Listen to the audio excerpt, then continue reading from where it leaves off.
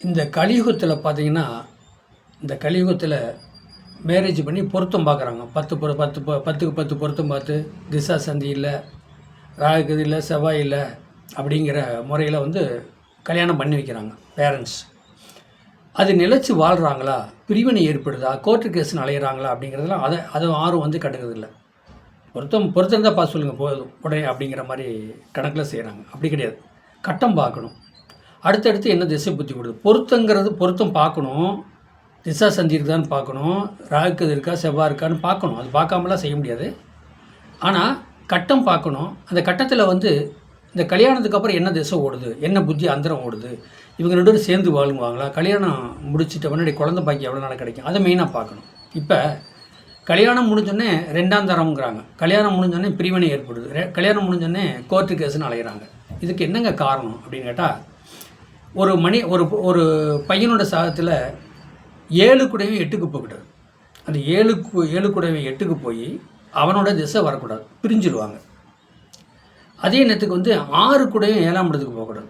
6 கூடவே 7ஆம் இடத்துக்கு போகக்கூடாது. அவரோட திசை வந்தாலும், திசை புத்தி அந்தர சூட்சமும் வந்தாலும் பிரிவினை ஏற்படும். இப்போ சனியே 7ஆம் இடத்துல இருக்காரு, அப்போ 6 கூட 7ஆம் இடத்துல உட்காந்து சனி இருக்காரு, திசை வருது அப்படின்னா சனின்னா மந்தகாரகன்.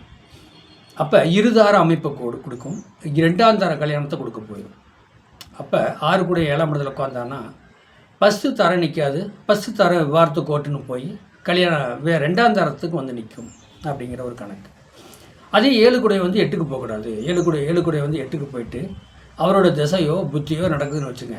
அப்போ 7 கூட சுக்கிரனாக இருக்கார், 8க்கு போயிட்டார் அப்படின்னா அவரோட புத்தியெலாம் பார்த்திங்கன்னா லாங் புத்தியாக இருக்கும். அந்த டயத்தில் அந்த சுக்கிர திசையில் சுக்கிர புத்தி சுய புத்தியிலேயே அது பிரிவினை ஏற்படும் அப்படின்னு சொல்கிறோம். அப்போ இதே 2ஆம் தரம் ஏன் எப்படி முடியுது அப்படின்னு கேட்டால், இப்போ சில பேர் பார்த்திங்கன்னா வாழை மரத்துக்கு தாலி கட்டி முறையாக கொடுமுடியில் வச்சு அந்த கழிக்கிறாங்க. ஃபஸ்ட்டு தாரத்தை கழிச்சிட்டு 2 தாரம் அமைப்பு உள்ளவங்களுக்கு ஒரு தாரத்தை கழிச்சிட்டு கல்யாணம் பண்ணுறாங்க. ஆமாம் அப்படி. ஆனால் இது இவ்வளவும் நடக்குது. அப்போ 7 கூட 8க்கு போய் திசை புத்தி ஓடுது, கல்யாணம் முடிச்சவங்க பிரிஞ்சிடறாங்க. அப்போ 6 கூட 7ஆம் இடத்துல உட்காந்து அவனோட திசை புத்தி ஓடுது, கல்யாணத்துக்கு அப்புறம் பிரிஞ்சிடறாங்க. குழந்தை பிறந்து பிரிஞ்சிடறாங்க, 2 குழந்தை பிறந்து கூட பிரிஞ்சிடறாங்க.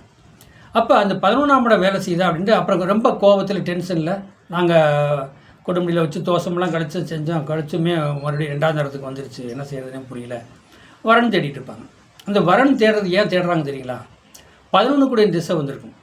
அப்போ 12 கூட திசை, 11 கூட 12 கூட திசை. இப்போ ஏற்கனவே 7ஆம் இடம் 7 கூடவே 8க்கு போயிட்டார், 6 கூட 7ஆம் இடத்துல போனால் அவங்க மேரேஜ் பண்ணி பிரிவினை ஏற்பட்டுச்சு. 11 கூட திசையோ 12 கூட திசை மறுபடியும் வருதுன்னு வச்சுக்கோங்க, அந்த 2ஆம் தரம்னு கல்யாணத்தை கூடி வந்துடும். ஆனால் சொல்லுவாங்க, நாங்கள் வாழை மரத்துக்கு தாலி கட்டி தான் கல்யாணம் பண்ணணும், ஒரு தாரம் அது நிலைக்கல, பிரிவினை ஏற்பட்டுச்சு, இப்போ மறுபடியும் நாங்கள் 2ஆம் தரம் வரன் பார்த்துட்டுருக்குறோம் அப்படின்னு சொல்லி வரன் பார்ப்பாங்க. அந்த வரன் பார்க்க ஸ்டார்ட் ஆகும்போது அந்த 11க்கும் திசை வரப்போகுது, 12 கூடயும் திசை வரப்போகுது. அந்த டயத்தில் தான் அவங்க வரன் தேட ஆரம்பிச்சிருவாங்க. நான் நிறைய சாதத்தை வாங்கி பார்ப்பேன். இவங்க 11ஆம் இடம் 2ஆம் தரம் ஏன் தேடுறாங்க அப்படின்னு பார்த்தீங்கன்னா, 11 கூடையவனும் 10 கூடையவனும் 12 கூடையவனும் திசை புத்தி அந்தரம் சூச்சம் போயிட்டுருக்கோம், அவங்க வரன் தேடிட்டு இருப்பாங்க. ஃபஸ்ட்டு தரம் பார்த்திங்கன்னா அப்போ 7 கூட 8க்கு போயிட்டார், கோர்ட்டு கேஸில் போய் பிரிவினை ஏற்படும், உங்களுக்கு வார்த்தை வாங்கியிருக்கும். குழந்தை இருக்கும்போது இந்த மாதிரி நடந்திருக்கும்.